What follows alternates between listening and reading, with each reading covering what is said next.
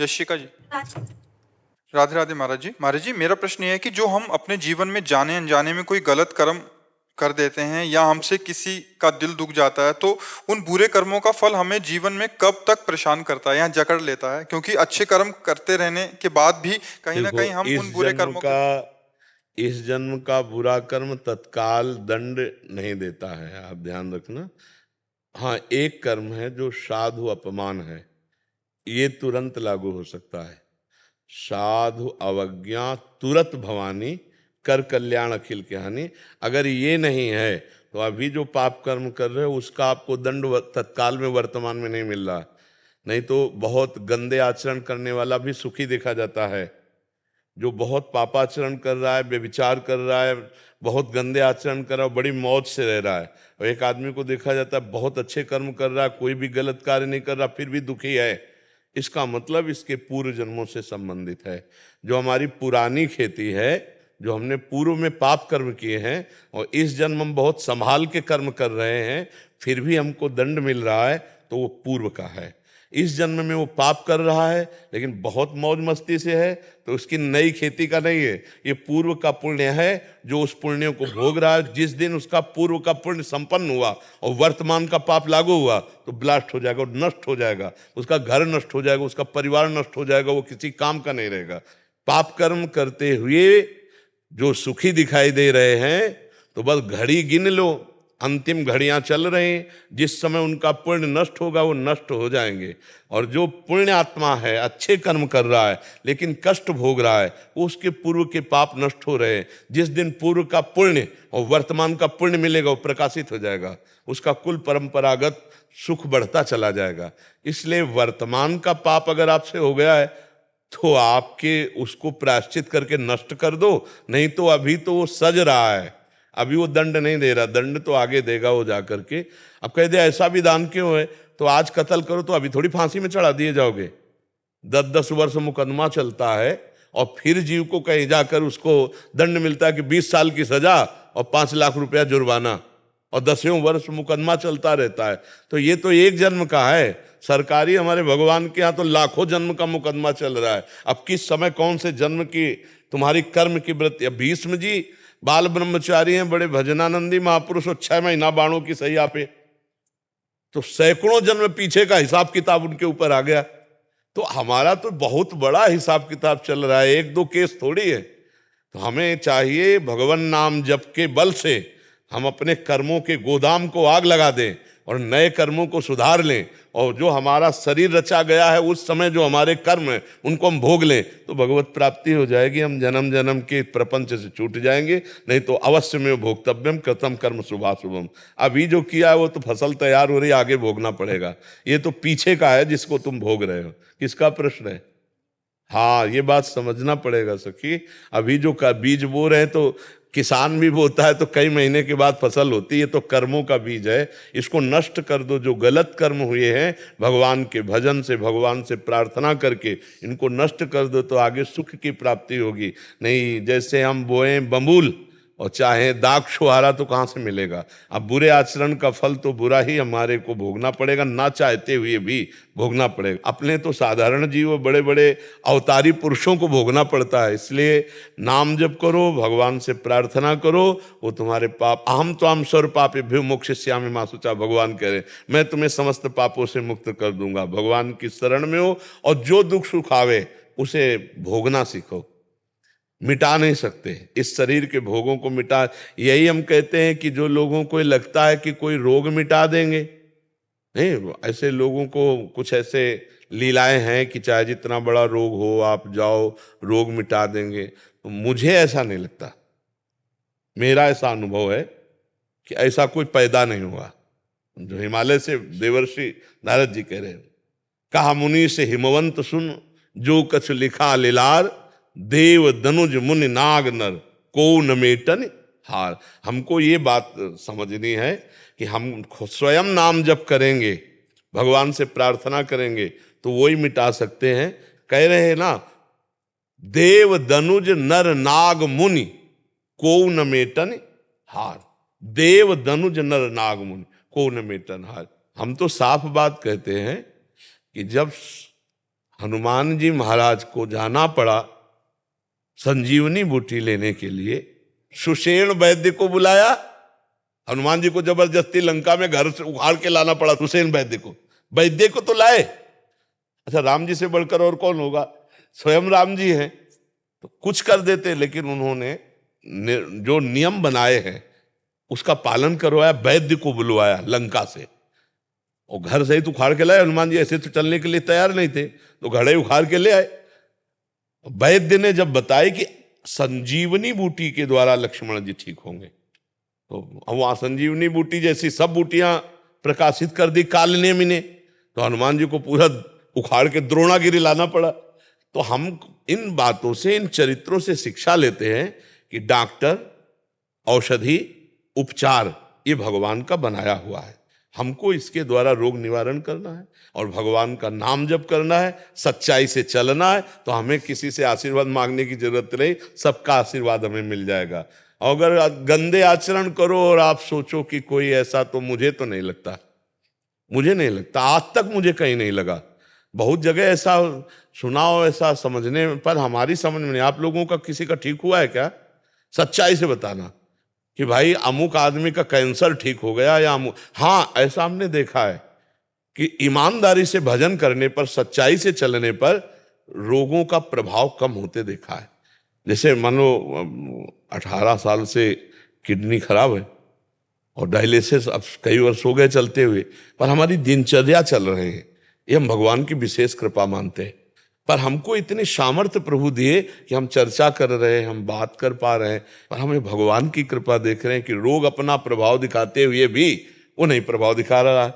ये तो हो रहा है भजन से, उसका प्रभाव हमको परास्त नहीं कर पा रहा, लेकिन इसे मिटार दे ऐसा नहीं, इसको तो भोगना पड़ा। रामकृष्ण परमहंस जी सिद्ध महापुरुष, लेकिन उनको भी भोगना पड़ा ना, बड़े बड़ों को। तो हमें लगता है कि कर्म को भगवान के चरणों में समर्पित करके उनके नाम जप के द्वारा वही, और जिससे रचना शरीर की हो गई वो तो भोगना पड़ेगा, वो तो भोगना पड़ता है। इसलिए छूछाक चक्कर में न पड़ के भगवान का नाम जप करो। भगवान की प्रार्थना के द्वारा हम अपने कर्मों को पावन कर सकते हैं, हम कर्मों के जाल से मुक्त हो सकते हैं। भगवान बड़े कृपालु हैं। महाराज जी, जैसे अभी आपने बोला है कि आप किसी साधु संत का दिल नहीं दुखाना है, तो दिल दुखाने का मतलब होता है, हमारी बात समझो, हम दिल दुखाने का मतलब कोई साधु हमसे कहे ऐसा करो नहीं तुम्हारा दिल दुख जाएगा, धर्म विरुद्ध आचरण नहीं करना, वो साधु ही नहीं है जिसका दिल दुखी हो जाए। साधु का दिल भगवान का दिल है। महाराज जी, अभी हम बाहर चर्चा कर रहे थे, तो एक मुझे नहीं पता, तो एक महात्मा संत बैठकर, पता नहीं वो शायद मेरी बातें सुन रहे थे, लेकिन मेरी चर्चा किसी और के साथ में हो रही थी। तो मैंने बोला कि मैं महाराज जी को 2 साल से मतलब सुन रही हूँ, तो मैं बहुत प्रभावित हुई हूँ। आज हमारे पास में लोगों के पास जवाब देना, मतलब आज हमारे पास में जवाब है लोगों को देने के लिए। आज हम पाखंड के उस पर विपक्ष पर बोल सकते हैं, लेकिन महाराज जी मेरी भावना किसी को ठेस पहुंचाने की नहीं थी। पता नहीं उन संत जी को मेरी कौन सी बात बुरी लग गई, तो वो बहुत ज्यादा गुस्सा हो गए, वो क्रोधित हो गए कि आप सबको ऐसे नहीं बोल सकते, आप किस पाखंड की बात कर रहे हैं। मुझे नहीं पता उन्होंने मेरी बात को किस उससे लिया। अब मेरे मन में एक दुविधा ये हो रही है कि पता नहीं उनका मन दुखा है। नहीं नहीं, इसमें नहीं, आपको दुखी नहीं होना। जैसे हम चर्चा कर रहे हैं किसी बात की, तो अगर किसी को बुरा लग रहा है तो उसको निमित्त करके कहा जाए तो बुरा लग रहा है। अब ऐसे किसी को बुरा लगने लगे तो हम किस किस को संभालेंगे। हम आपको बुरा नहीं कह रहे, लेकिन हम सिद्धांत को जब कहेंगे तो किसी को बुरा लगेगा। ऐसे कोई साधु महात्मा नाराज नहीं हो जाता है। हाँ, अगर कोई संत महात्मा होता और तुम्हारी बात सुन रहा था तो प्रसन्न होता कि हाँ ठीक बच्चा, तुम कह रहे हो कि आज तुम्हारे पास उत्तर है। अगर तुम गलत होती तो ऐसे बात करता कि बेटा ये तो सब ठीक है, वो भी महात्मा है और भी लेकिन किसी की निंदा हेलना करना बेटा ठीक नहीं है। वो आपको ऐसे सलाह देता जिससे आप दुखी नहीं होती। ये सब कलिकाल है, आप डरो मत। संत ते होए न कारज हानि, आप ये समझ लो, संत से कभी किसी का अनिष्ट नहीं हो सकता, अमंगल नहीं हो सकता। ऐसे ये सब बातें मतलब मत सोचो, कल तुम्हें और कोई मिल सकता है। किसी को अगर जरूरत है तो तुम भोजन पवा दो, कोई बीमार आदमी है तो औषधि ला के दे दो, ठंडी में कांप रहा है, अपना कपड़ा दे दो, हम तुम्हें ये कहते हैं कोई इससे हानि नहीं होगी, आपका मंगल ही हो जाएगा। लेकिन ऐसे सब बातों से बचो बच्चा। साधु बनकर साधुता निर्वाह करना बहुत कठिन है। साधु कोई लाखों में एक होता है बच्चा, इसलिए बहुत सावधान। किसी की तरफ ऐसा मत देखो कि वो नाराज हो गया तो हम दुखी हो जाए। मस्त रहो, गलत करो मत तो गलत सहो मत, फिर तुम्हारा कोई बाल बांका नहीं कर सकता। ऐसे बिल्कुल मस्त रहो। ऐसे कभी साधु नहीं होते। साधु होते हैं तुम्हारे कष्ट दूर करने के लिए स्वयं कष्ट सह जाना, तुम्हारे लिए अपना भजन दे देना। तुम जैसे हो ना, तो ऐसा लगेगा मेरा बच्चा है, इसको कष्ट ना हो। ऐसे कटु वचन या क्रोध वचन या ऐसे साप कुछ नहीं है, तभी साप वाप होते हैं। ऐसे आजकल जिनके पास होता है ना, वो ऐसे दे ही नहीं सकते, न साप न वरदान। और जिनके पास नहीं होता ना, चट दे देते, क्योंकि है ही ले जबान में, दिन भर झूठे ही बोलते रहते। बहुत आराम से आनंद से चलो। भगवान का मार्ग कभी ऐसा नहीं रहा। मतलब पैसे से जो होता है वो भगवान का मार्ग नहीं होता, और जो भगवान का मार्ग है उसमें पैसा प्रधान नहीं होता, वो भाव प्रधान होता है। आप देखो ना, भगवान सबरी जी के यहाँ जा रहे हैं, सुदामा जी के तंदुल पा रहे हैं। भला पैसे वालों की बात है क्या? तो छोटे छोटे तंदुल पा रहे हैं, टूटे हुए। कौन है? द्वारिकाधीश है। ये कौन है? भगवान राम है, सबरी के बेर पा। हमारे भगवान और हमारे भगवान के भक्त बहुत लाडले होते हैं। नहीं आप देखो, अगर संत है तो ये कहेगा बच्चा तुम्हारा भगवान मंगल करें, हमारी तो कोई गलती नहीं, शायद तुम्हें भूल हो गई, नहीं भगवान तुम्हारा मंगल करे। ऐसा नहीं हो सकता कि वो ये कह दे जात नाश हो जाए, ऐसा नहीं। हमने संतों में ऐसा नहीं देखा। वो पिट गए हैं और मंगल बनाया है। करत जे अनुशहन निंदक तिनहु पे अनुग्रह करो। भगवान शंकर जब रावण ने लात मारी विभीषण पर और विभीषण जी ने हाथ जोड़कर बात की, तो भगवान शंकर कह रहे उमा संत कह यही बड़ाई, मंद करत जो करे भले। अभी साधु संतों का स्वभाव नहीं जाना ना, ऐसे भेष मात्र से साधु नहीं हो जाता। जिसकी स्थिति साधुता की होती है उसे साधु कहते हैं। और डरो मत, हमसे कोई गलती भी बन जाए तो डरना नहीं, गलती भी बन जाए तो डरना नहीं। साधु हमारे माता पिता हैं, अपने माता पिता से अगर गलती, वैसे थोड़ी डरना कि हमें वो कोई सिंह है कि हमें खा जाएंगे, नहीं। अगर हमसे कोई गलती हो जाती है तो हम फिर हाथ जोड़ लेते हैं, प्रार्थना कर लेते हैं। वो भगवान के समान है संतजन, जो संत है वो भगवान के समान है, हमारे अपराधों को गिनेंगे नहीं। और जो ऐसे हैं वो मतलब एक होता है पर्दे में संत बन करके आना, और एक होता है संत होना।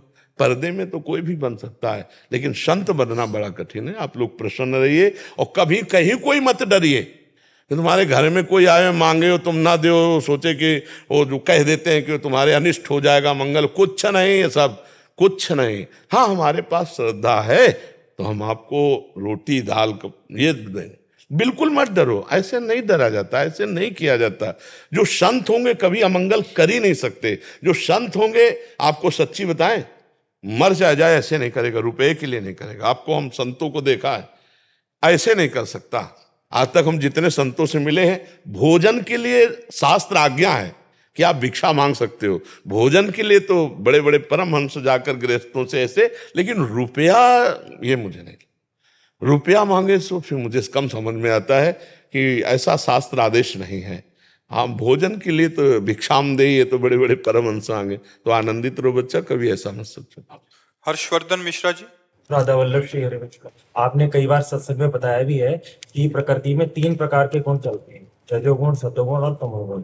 तो कई बार हमारे शरीर में ये गुणों का प्रभाव चलता है अंतःकरण में, अंतःकरण में। तो महाराज जी, कई बार जब भजन बिल्कुल भी नहीं होता, तो उस स्थिति में हम ये कैसे पहचाने कि ये हमारे प्रमाद के कारण हो रहा है, या हम अगर मान लीजिए आश्रय लेते हैं तो हम इस आश्रय पे बैठ जाए कि हम तो प्रियालाल के आश्रित हैं। अगर हम मान लीजिए चूक हमसे हो भी रही है किसी जगह में और भजन हम नहीं भी कर पा रहे हैं, तो हम उनके आश्रित है, वो हमें देख लेंगे जी। ये तो हृदय का विषय है।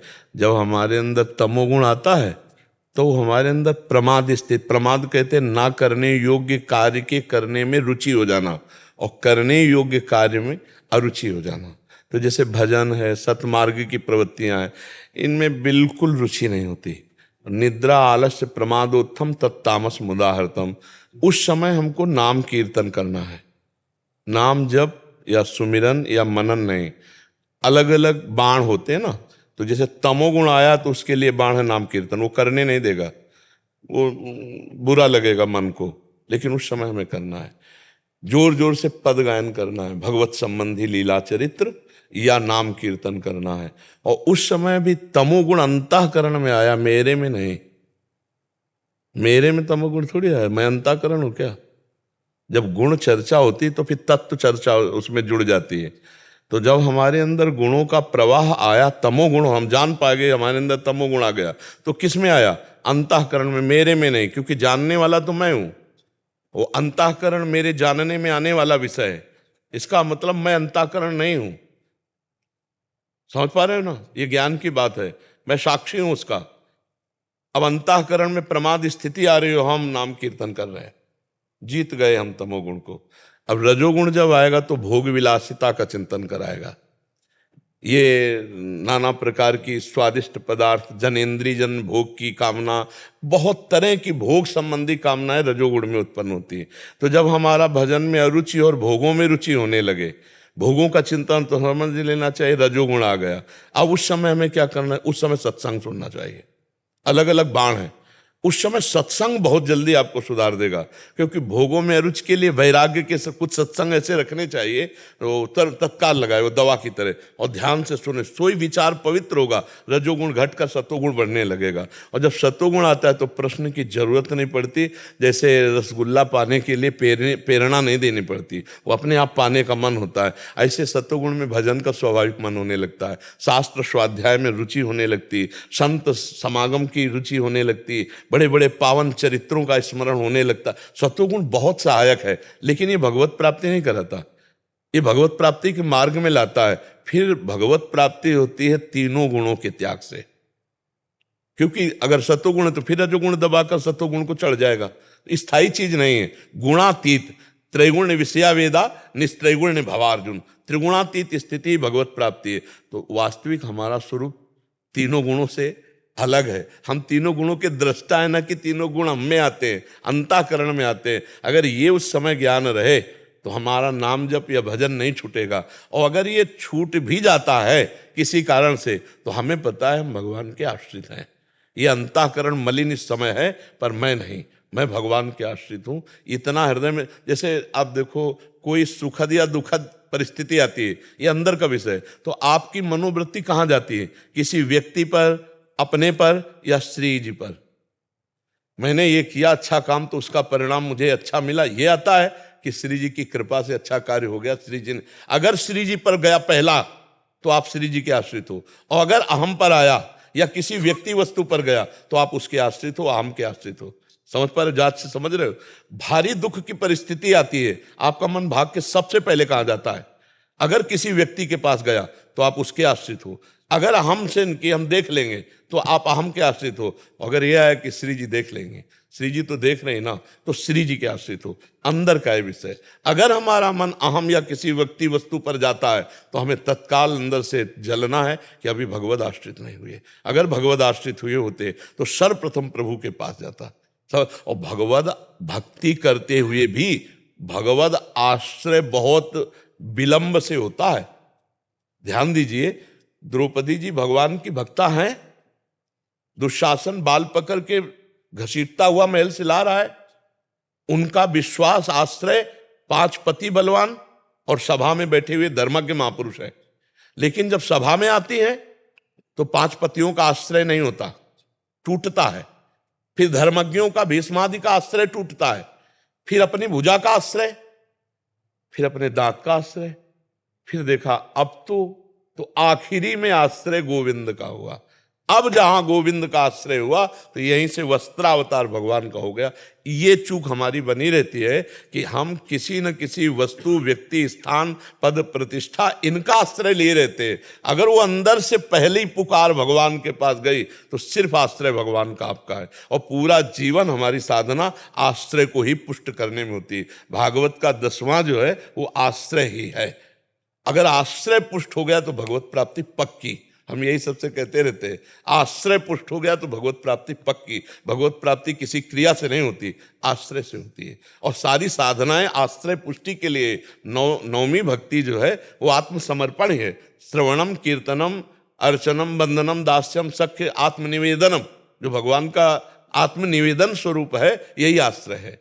श्रवणम कीर्तनम स्मरणम विष्णुर्पाद सेवनम अर्चनम वंदनम दास्यम सख्य आत्मनिवेदनम। ये जो आत्मनिवेदन नवदा भक्ति है, ये 8 भक्तियां उसकी साधन हुई और साध्य हुआ आत्मसमर्पण, और आत्मसमर्पण से ही भगवत प्राप्ति है। महर्षि इसमें एक बात और पूछना थी, जैसे आपने कई बार कहा है, एकांतिक में भी कहा है कि हम कोई भी काम कर रहे हैं, हम गृहस्थी में रह के मान लीजिए कुछ भी कर रहे हैं, हल भी अगर चला रहे हैं और नाम जप कर रहे हैं, तो वो हमारे एक तरह से पूजा ही है, वो भजन ही है। हाँ। लेकिन महाराज जी कई बार क्या होता है, जैसे हम व्यवहार में है और कार्य करते वक्त किसी कार्य में मान लीजिए एकाग्रता है भी या नहीं भी है, और कभी व्यवहारिकता में आकर हमारा मान लीजिए भजन छूट जाता है, उस समय अगर मान लीजिए तो गौर से आपने नहीं सुना, एकांतिक में प्राय इसका भी उत्तर है कि 4 घंटे हम किसी विशेष एकाग्रता पूर्वक मशीनरी के काम में, ऑफिस के काम में, किसी काम में बिजी रहे और हमारा भजन नहीं हुआ, तो हम 4 घंटे बाद हाथ जोड़ेंगे और कहेंगे हे प्रभु, ये 4 घंटे का जो समय में क्रिया हुई वो मैं आपको समर्पित करता हूं। इसे भागवत धर्म कहते हैं। वो समर्पण भी उसे भगवत प्राप्ति ही कराएगा। ये भी तो साथ में जुड़ा है ना।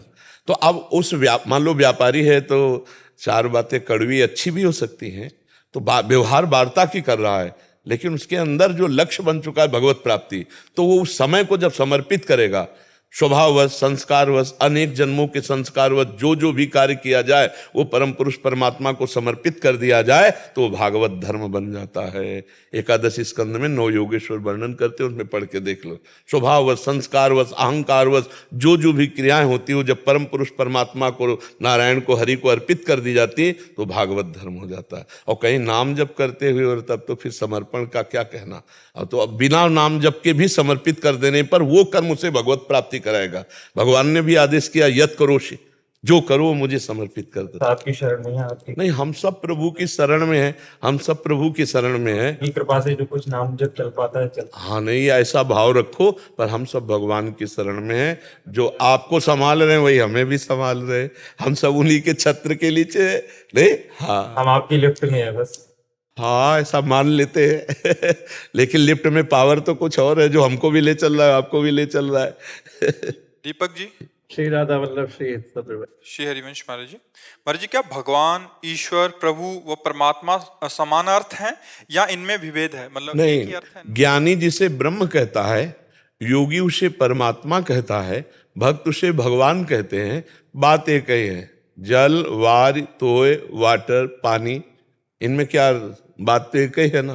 तो ऐसे ही अपने अपने भाव से कोई उसे परमेश्वर कहता है, कोई उसे अलख निरंजन कहता है, कोई गुणातीत निर्गुण कहता है, कोई सगुण कहता है। वो एक ही परम तत्व है। वो विविध रूप धारण किए हुए है, विविध नामों के द्वारा। उसका नाम एक अनंत है। एक नाम अनंत भी है ना, हरि अनंत, हरि कथा अनंता। उनके नाम अनंत है, उनके रूप अनंत है, उनकी लीला अनंत है। पर जो जिस मार्ग में चले उसे दृढ़ता पूर्वक पकड़ ले तो अनंत को प्राप्त कर लेगा। बात एक ही है। भगवान कहो, ब्रह्म कहो, परमात्मा कहो, परमेश्वर कहो, ईश्वर कहो, जो भी अपने अपने मार्ग के अनुसार पुकारो वो वही है, दूसरा कोई नहीं है। अलग अलग नामों से, अलग अलग भाव से उसी परमात्मा को पुकारा जाता है, दूसरा कोई नहीं है। अलग अलग सब पुकार अलग अलग है, अपनी रुचि के अनुसार पुकार है ना, वो परमात्मा है, मिलता है, दूसरा कोई नहीं। कोई उसे परब्रह्म मानता, कोई उसे गुरुदेव मानता है। अब वाहे गुरु वाहे गुरु वाहे गुरु वाहे गुरु वही है, दूसरा थोड़ी। अब जो वाहे गुरु कह के भी वहीं पहुंचते हैं। विविध नामों के द्वारा हम उसी को प्राप्त करते हैं, दूसरा कोई नहीं है। ये जो दूसरा भ्रम बैठ गया है, लड़ाई झगड़ा, ये सब ऊंच नीच ना, ये सब अज्ञान है, ये सब गंदी बात है, ये सब मलिन बात है। दूसरा कोई नहीं, एक ही परमात्मा। जब ऊंचाई पर चढ़ जाओ ना, ऐसे नीचे से देखोगे तो कोई बिल्डिंग ऊंची कोई नीची दिखाई देगी, पर हेलीकॉप्टर पे बैठ के देखो सब बराबर ही नजर आएगा ना। तो अध्यात्म की जब ऊंचाई पर चढ़ जाया जाता है तो सब बराबर नजर आता है, कोई अलग नहीं आता, कोई अलग नहीं होता। और हम ये आपको कहते हैं कि जब भगवत प्राप्ति होनी होती है, भगवत साक्षात्कार, तो सब बड़े बड़े महापुरुष दर्शन देते हैं, सब बड़े बड़े महापुरुष।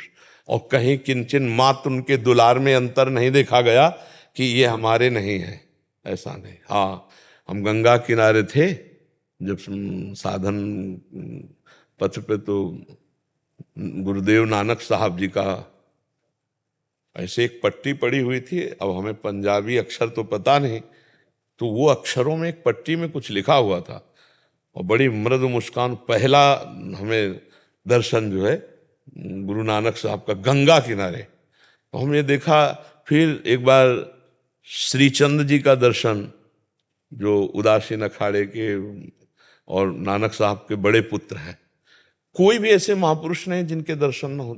सब, जब आपको परमात्मा, तो सब परमात्मा स्वरूप है ना। पहले महात्मा जन आते हैं तब परमात्मा आते हैं, ये बात समझ ला। पहले हनुमान जी के दर्शन हुए तब राम जी के दर्शन हुए, विभीषण जी को नहीं हुई है।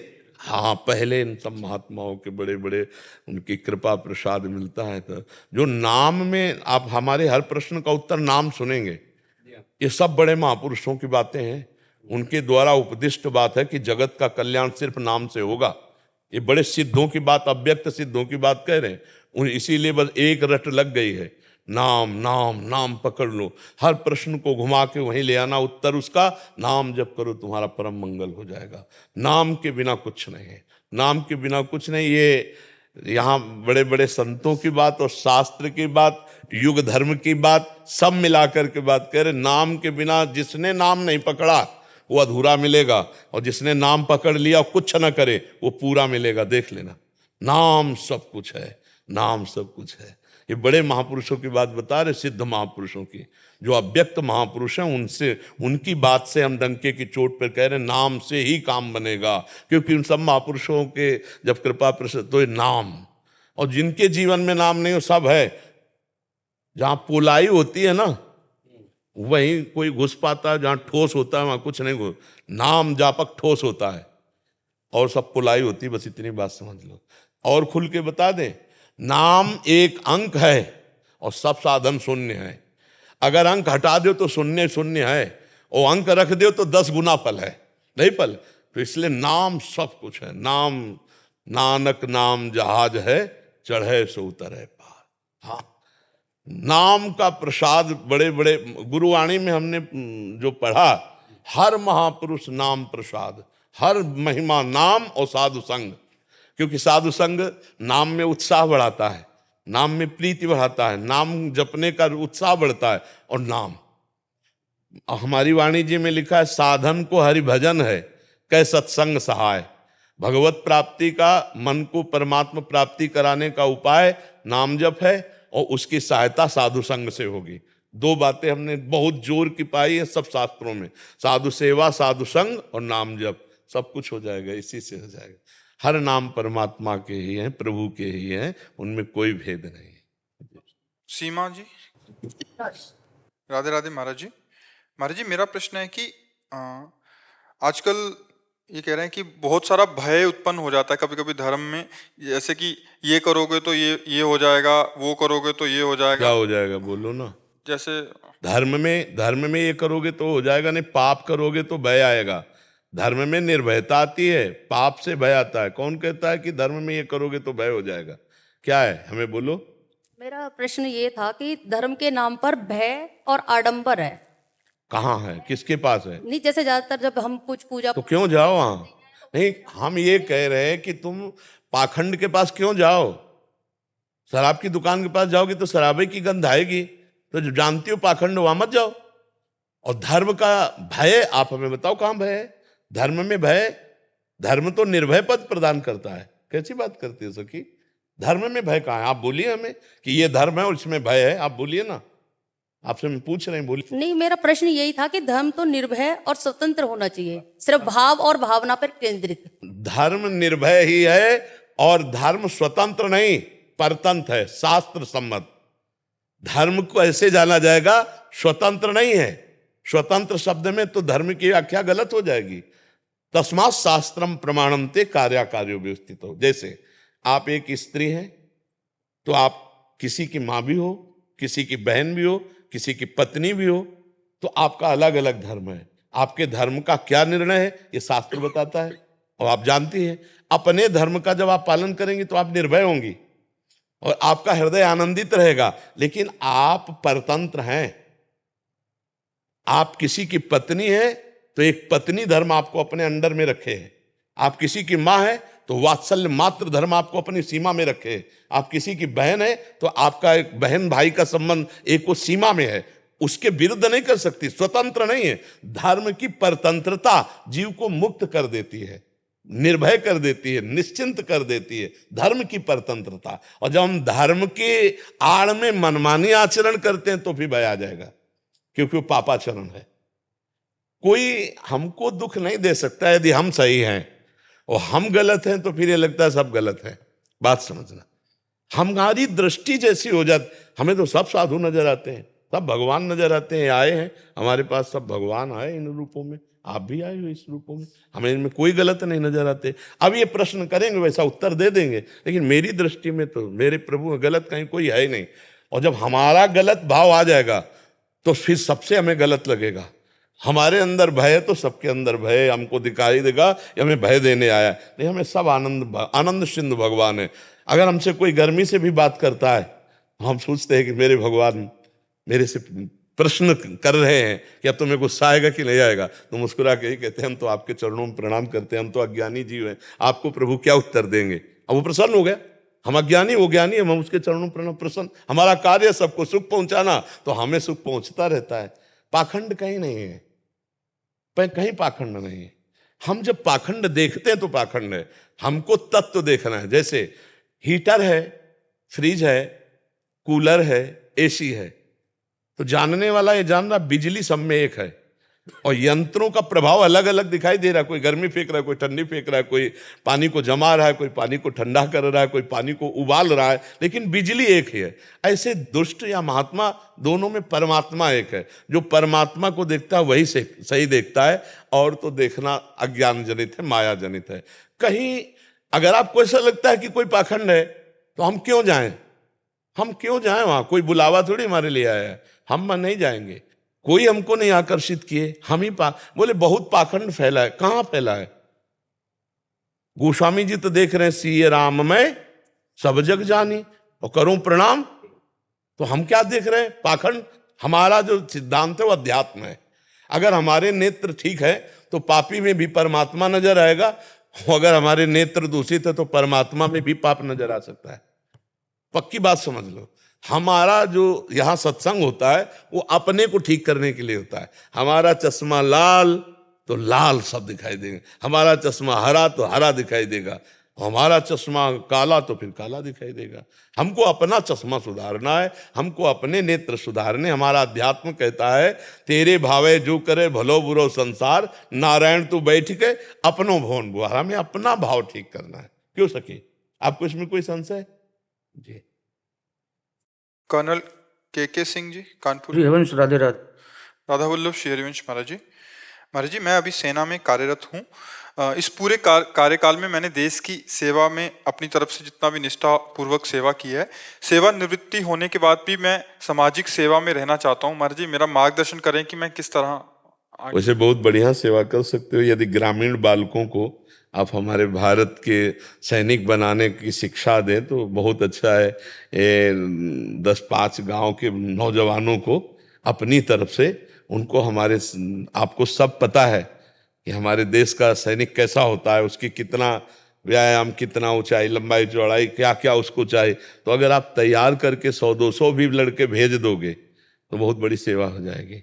मेरा भी यही सोचना था, इसलिए मैंने आपसे। हाँ, ये सबसे बड़ी पूजा होगी। आप अगरबत्ती वाली पूजा करो ना करो, आप नाम जप करते हैं हमारे भारत के ग्रामीण नौजवानों को ऐसी शिक्षा दीजिए जिससे हमारे राष्ट्र की सेवा में प्राण बलिदान करने के लिए। वो एक नौजवान भारत सैनिक जो कई गोलियां खा करके भी, योगेंद्र, हाँ, तो उनको भी हमने ये प्रार्थना की थी कि आप हम स्कूलों में जाइए, विद्यार्थियों को हमारे जोशीले भाषण, बहुत बड़ा प्रभाव पड़ता है, ऐसे दीजिए जिससे वो हमारे भारत के लिए उत्साहित हों। अभी जो नशा में जा रहे हैं, बेविचार में जा रहे हैं, उनको बचाइए और उनको हमारे देश के लिए तैयार कीजिए। जहाँ आपने जीवन व्यतीत किया, आपको बड़े अनुभव हैं अपने राष्ट्र सेवा के, तो उनको राष्ट्र सेवा योग्य तैयार कीजिए। हमारी यही प्रार्थना रहेगी। आप रिटायर होकर यही सेवा कीजिए। जी। हरिशंकर शर्मा जी, मथुरा से। राधे राधे। श्री हरिवंश महाराज जी, सादर प्रणाम। महाराज जी, मैं जीवन के उद्देश्यों के बारे में जानना चाहता हूँ तथा सच्चे संतों की पहचान क्या है, उन्हें कैसा जाना तथा समझा जाए। जीवन का उद्देश्य भगवत प्राप्ति, जहाँ आप प्रश्न कर रहे हो, यह अध्यात्म है। पहले जीवन का उद्देश्य क्या है? भगवत प्राप्ति है। अब भगवत प्राप्ति कैसे होती है? भगवन नाम जप, भगवत लीला कथा श्रवण और जितने कर्तव्य कर्म सांसारिक हैं उन सबको भागवतिक बनाकर भगवान के चरणों में समर्पित कर दो। तदर्पिता अखिला चारिता तद्विस्मरणेन परम व्याकुलते। भगवान को समस्त आचरण कर्म समर्पित कर दे और भगवत स्मरण में इतनी तन्मयता रखे कि थोड़ी देर के लिए भी विस्मरण हो जाने पर वो व्याकुल हो उठे, तो उसे भगवत प्राप्ति हो जाती है।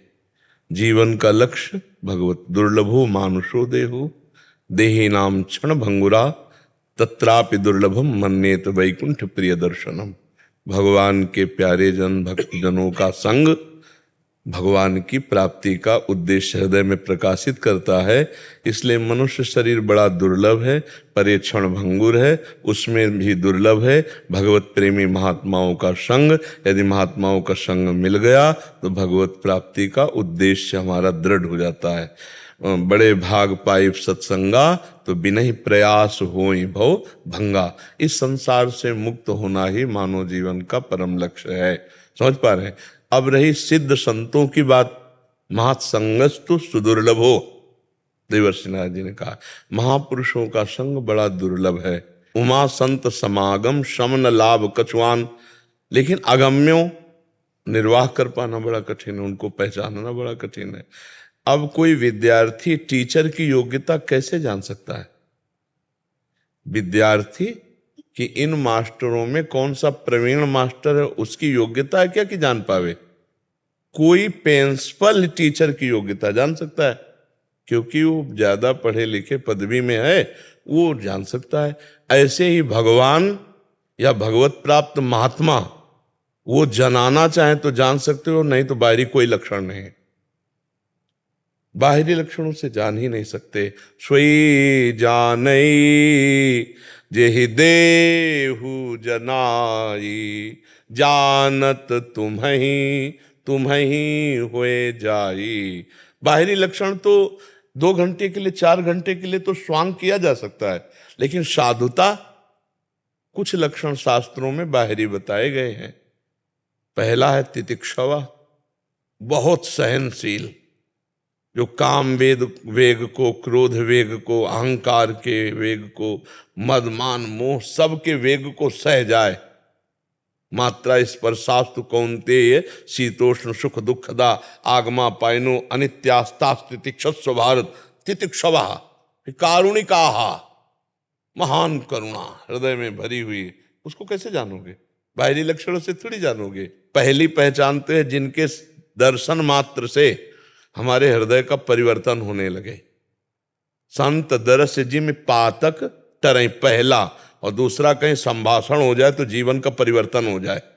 जिनके देखने से ऐसा लगता है मैंने देखा तो पहली बार है, लेकिन ऐसा लगता है बहुत बार देख चुका हूं, ये अपने हैं। और जिनके समीप बैठने से दर्पण की तरह अपने दोष दिखाई देने लगे और मन में संकल्प बनने लगा आज से पाप नहीं करूंगा, आज से बिना उपदेश के अंदर आने लगेगा आज से गलती नहीं करूंगा। संत समागम सीधे दुर्गुणों का त्याग कराकर भगवत प्राप्ति के लिए। कुछ बाहरी ऐसी लक्षण हैं जिनसे हम संतों को पहचानने की चेष्टा करते हैं, बकाया वास्तुता स्थिति प्रज्ञ ही स्थिति प्रज्ञ को पहचान सकता है, दूसरा नहीं। महाराज जी, कुछ ऐसे लक्षण जिसमें हम जैसे मतलब जिनको इतना ज्ञान नहीं है वो थोड़ा पहचान पाएंगे। हाँ, सबसे भूसा में तो पाखंड भी तो है ना। आज की चर्चा में नहीं सुना, पाखंड भी तो है ना। हाँ, तो जब तक ये श्लोक सिद्धांत जीवन में ना दिखाई दे तब तक अपने को और दूसरे को हम संत नहीं मान सकते। 15वां अध्याय गीता जी का जो श्लोक है, निर्माण मोहा जित संग दोषा अध्यात्म नित्या विनिवृत्त कामा द्वंद्वैर विमुक्ता सुख दुख संगै गच्छन्त मूढ़ा पदम अव्ययम तत्। जिसके अंदर मान नष्ट हो गया है, सबहि मान प्रद आप अमानी, मान नहीं है। तो अहम मूल होता है मान का, जिसका अहंकार नष्ट हो गया है, और मोह नहीं है जिससे किसी से, जो ममता रहित है। अद्वेष्टा सर्वभूतानाम मैत्रः करुण एव च निर्ममो निरहंकारा सम दुखा सुखा क्षमे। किसी से भी द्वेष नहीं है, किसी से भी राग नहीं है, सबसे प्यार है पर ममता किसी से नहीं, सबकी सेवा है पर अहंकार नहीं। निर्माण अमोहा, मान रहित और मोह रहित। और जित संग दोषा, हर भोग विलासिता उसके पास है, लेकिन उसका मन किसी भोग के भोगने में बिल्कुल राजी नहीं है। जो संग दोष रहित है, किसी भी तरह के विषय, व्यक्ति, वस्तु, स्थान का प्रभाव उसके ऊपर नहीं पड़ता है, वो संग दोष रहित है, क्योंकि वो आत्मस्वरूप में स्थित है। अध्यात्म नित्या आत्मस्वरूप में स्थित है। विनिवृत्त कामा, जिसकी सारी कामनाएं निवृत्त हो चुकी हैं, कोई कामना नहीं। द्वंद्व विमुक्ता, जो मान अपमान, सुख दुख, लाभ हानि, जय पराजय, इन द्वंद्वों से जो विजय प्राप्त कर चुका है, सुख दुख में जिसका समान भाव है, वो परम पद को प्राप्त, भगवत प्राप्त महात्मा है। अगर ये नहीं तो अभी साधक हो सकता है, भगवत मार्ग में चलने का प्रयास कर सकता है, पर वो सिद्ध महापुरुष नहीं है। और ये तो बाहरी बातें हैं, और भगवान जना दे तो जान जाए, नहीं तो महापुरुषों को जानना बड़ा कठिन है। संतों की कुछ ऐसी बाहरी चेष्टाएं भी होती हैं जिनसे आप जान ही नहीं सकते संत हैं। इसीलिए पाखंड का वो जोर, बहुत जोर से प्रवेश हो गया, क्योंकि छुप जाता है ना। जैसे मठा में कितना पानी मिला लो, नहीं, दूध में कितना पानी मिला लो, अब वो अंदर क्या चिंतन चला तुम्हें क्या पता चले। संत वेश का नाटक भी तो किया जा सकता है, थोड़ी देर रोया जा सकता है, थोड़ी देर ऐसे किया जा सकता है, लेकिन ये संत का केवल इतना ही लक्षण नहीं है। उसकी तो लक्षण की प्रवृत्ति ये है कि ब्रह्मादिक के भोग सब विषम लागत आई। किसी भी भोग में रुपया, पैसा, भोग सामग्री, मान, प्रतिष्ठा, यही तो प्रपंच है। अगर तीन का त्यागी नहीं तो महात्मा नहीं। कंचन, कामिनी, कीर्ति। अब कंचन का त्यागी कामना धन की करे और बाहरी त्याग दिखावे तो भी उसे नहीं कहते। अंदर से राग नहीं किसी वस्तु में। चक्रवर्ती सम्राट महाराज अम्बरीश और त्यागी महात्मा दुर्वासा जी, लेकिन अम्बरीश जी के त्याग के आगे दुर्वासा जी का त्याग बहुत लघु है। और दूब का घस करके उसका रस पीते हैं, दुर्वा रस, और वलकल की लंगूटी लगाते हैं। और एक है चक्रवर्ती सम्राट है, नवीन रानियां है, पूरा राजमहल वैभव सब है। त्यागी कौन है इन दो में? अम्बरीश जी। क्योंकि अम्बरीश जी सर्वस्व भगवान को अर्पित किए निरंतर भजन में, और वो तप को ग्रहण किए हुए हैं। मैं तपस्वी, तभी तो प्रयोग किया कृत्या का। अम्बरीश जी हाथ जोड़े खड़े हैं। भगवान का सुदर्शन चक्र दुर्वासा जी के पीछे दो। महात्मा को समझने में अगर हम वहां दृष्टि लगाएं तो दुर्वासा जी महात्मा है, अम्बरीश एक गृहस्थ राजा है, लेकिन गलत हो गया। दुर्वासा जी महात्मा है, ये हमारा बाहरी दर्शन है। और अम्बरीश जी कितने बड़े महात्मा है। स्वयं दुर्वासा जी बोले बाद में, बोले आज मैंने देख लिया भगवान के भक्तों की महिमा। चरणों में गिरे दुर्वासा जी, कहा मैंने देख लिया भगवान के भक्त। और अम्बरीश जी कितने बड़े महात्मा हैं कि उन्होंने कहा अपने जीवन का अगर जो भी साधन भजन हमारे से बना वो सब दुर्वासा जी को प्रदान करते हैं। और हे सुदर्शन चक्र आप शांत, यही संत की महिमा। कैसे जाना जाए? एक चक्रवर्ती सम्राट है और एक विरक्त महात्मा, कैसे जाना जाए कि इनमें से बहुत हो सकता है पैंट शर्ट में महात्मा हो, और हो सकता है महात्मा के वेश में कालनेमी हो। ऐसा भी हो सकता है, नहीं हो सकता। देखो विभीषण जी की कोई वेश भागवतिक तो नहीं, लेकिन भगवान कह रहे तुम सारीखे संत प्रिय मोरे, धरऊं देह नहीं आन निहोरे। तुम सरीखे संतों के लिए मैं अवतार धारण करता हूं, भगवान कह रहे हैं। ये अंदर का विषय है। साधुता ये हम आचार्य परंपरा से वेश धारण किए हुए हैं। अगर हमारे अंदर साधुता और भजन नहीं तो इसी को पाखंड कहते हैं। और अगर आप पैंट शर्ट पहने हुए हो और आप सच्चे हो, भगवान का भजन करते हो, अच्छे आचरण करते हो, तो आप भी संत हो। संत एक स्थिति का नाम है, जो भगवदाकार वृत्ति, जो समत्व से युक्त, जो स्वार्थ से रहित है। आप समझ पा रहे? बड़ा कठिन प्रश्न है किसी संत को पहचानना। तो हमें लगता है कि ये बात भगवान जानते हैं कि कौन संत है कौन पाखंडी। तो हमें भगवान से प्रार्थना करनी चाहिए कि आप हमें संत से मिला दो। तो जब संत से मिला, बिनु हरि कृपा मिले नहीं संता, तो जब हरि मिलाएंगे तो सही जगह मिला देंगे, क्योंकि वो जानते कौन संत है कौन नहीं संत है। अपने को तो जितना मात्रा में भगवान समझाते उतना ही समझ में आता है, लेकिन भगवान की सब समझ में है, जितनी समझ सब भगवान की समझ में ना, तो हमें भगवान से प्रार्थना करना चाहिए कि हे दीन दयालु मुझे संत समागम दीजिए। जब द्रवहि दीन दयालु राघो तो साधु संगति पाइए। हाँ, बस सीधी पहचान संत की यही है, जो अनंत भगवान में रमण करता है हर समय वही संत है, प्रपंचातीत है वही संत है, जो भगवान के सिवा अन्य किसी का दर्शन नहीं करता वही संत है। भगवान ने कहा ना, वासुदेव सर्वमित समात्मा सुदुर्लभा, जो सब जगह अपने भगवान को जान गया वही महात्मा है। और ऐसा महात्मा मिल जाए तो मतलब भगवत प्राप्ति निश्चित हो जाएगी। अमोघस्य महासंगस्त दुर्लभो अगम्यो पर अमोघस्य, निश्चित भगवत प्राप्ति हो जाएगी। और फिर दूसरी बात, अब बिल्कुल गिर के बात कर रहे हैं, जब हम मिठाई लेने जाते हैं तो हम मिठाई वाले की क्वालिटी नहीं देखते, हम मिठाई की क्वालिटी देखते हैं। मिठाई लिया ये नहीं देखते इसने खाया है कि नहीं खाया, ये नहीं देखते कौन है कौन नहीं है, मिठाई लिया और अपना खाया। ऐसे ही हम संत समागम में जाएं तो जो हमको अच्छी बात मिले वो हम धारण कर लें तो हमारा हृदय ठीक हो जाएगा। अगर हम चेकिंग में लगे तो हमारा हृदय गलत हो जाएगा, लगेगा पता नहीं साधु है कि पाखंडी है, ये क्या है क्या है, तो हम ले नहीं पाएंगे और हमारा कल्याण नहीं हो पाएगा। तो जहां हमें गुरु वचन सुनाई दे, संत वचन सुनाई दे, गुरुवाणी सुनाई दे, शास्त्र सुनाई दे, हमें वो शब्द पकड़ लेना है और अपने परमार्थ को पुष्ट करना है। तो संत मिले ना मिले आप संत बन जाओगे, और आप संत बन जाओगे तो आपकी दृष्टि में कोई असंत दिखाई नहीं देगा, तब संत का दर्शन होगा। स्वयं संत बना हुआ ही संत दर्शन कर सकता है, और अगर स्वयं में संत नहीं तो फिर संत दर्शन नहीं हो सकता। उसको नाटक दिखाई देगा, उसको पाखंड दिखाई देगा, उसको दोष दिखाई देगा। समझ पा रहे आप? चश्मा हमारा जैसा होता है वैसे ही दर्शन होता है। तो हमें चाहिए, हमें संतों की बात सुन लें, शास्त्रों की बात सुन लें और उसे अपने जीवन में उतारें। वो उतारा है कि नहीं वो तो वो जाने, हमें अपना सुधार करना है तो हमें संतों की बात माननी है। क्यों भाई जी? कमल कुमार गुप्ता जी। राधे राधे, जय गुरुदेव भगवान। राधे राधे महाराज जी। महाराज जी, गृहस्थ जीवन में रहते हुए सर्वोच्चम दान कौन सा माना गया है? दान दान पूछ रहे हो? अपने श्वासों को भगवान के नाम में अर्पित कर देना, इससे बढ़कर कोई दान नहीं।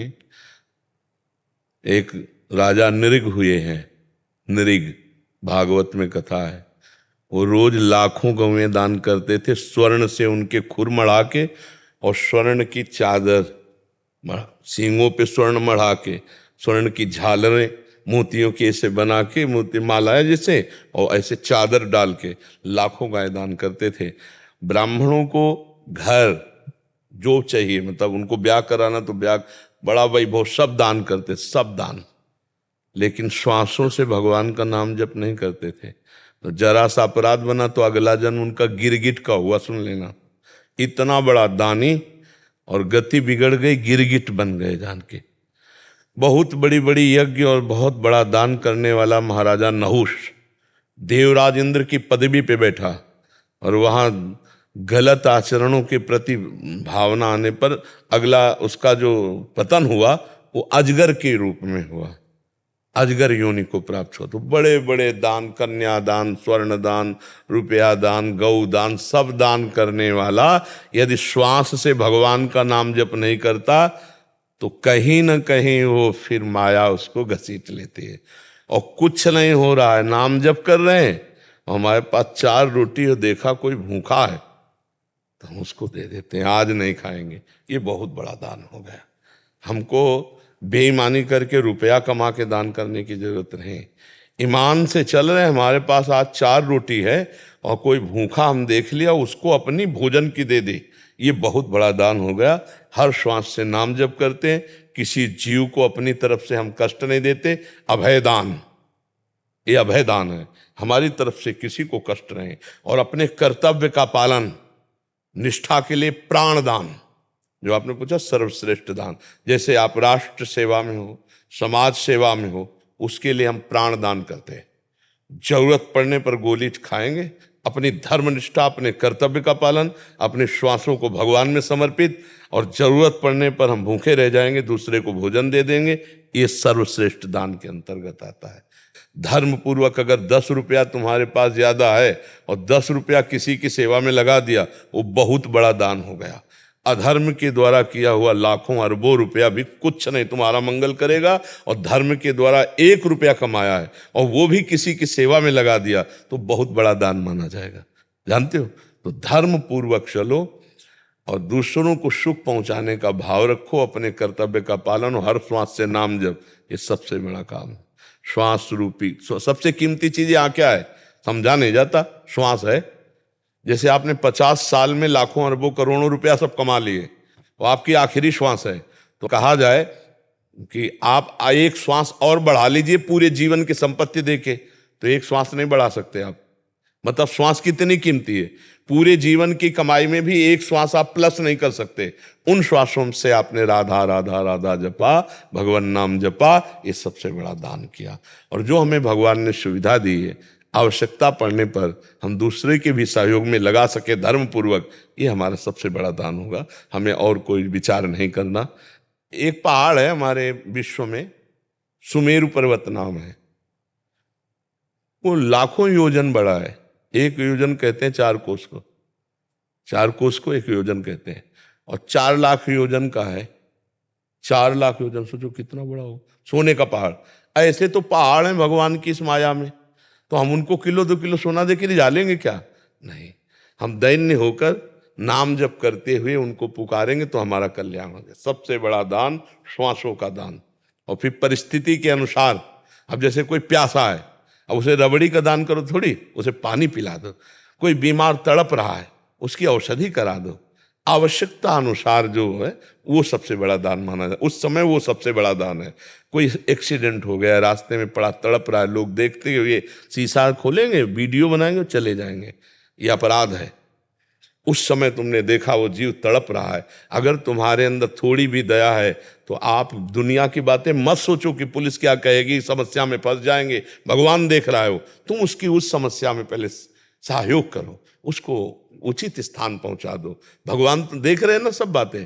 तो अवस्था और आवश्यकता उसके अनुसार जो किया जाता है बहुत बड़ा दान उस समय होता है। अपने श्वासों का दान करो, अपने कर्तव्य का पालन करो, ये सबसे बड़ा दान। अलग से कोई सोच विचार करने की जरूरत नहीं जी। राधा राधा राधा राधा राधा राधा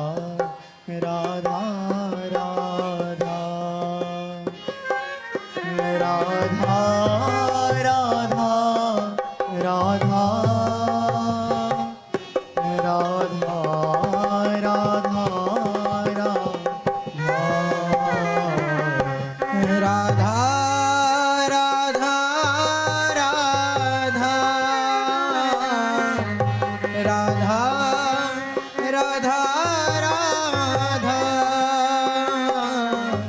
राधा राधा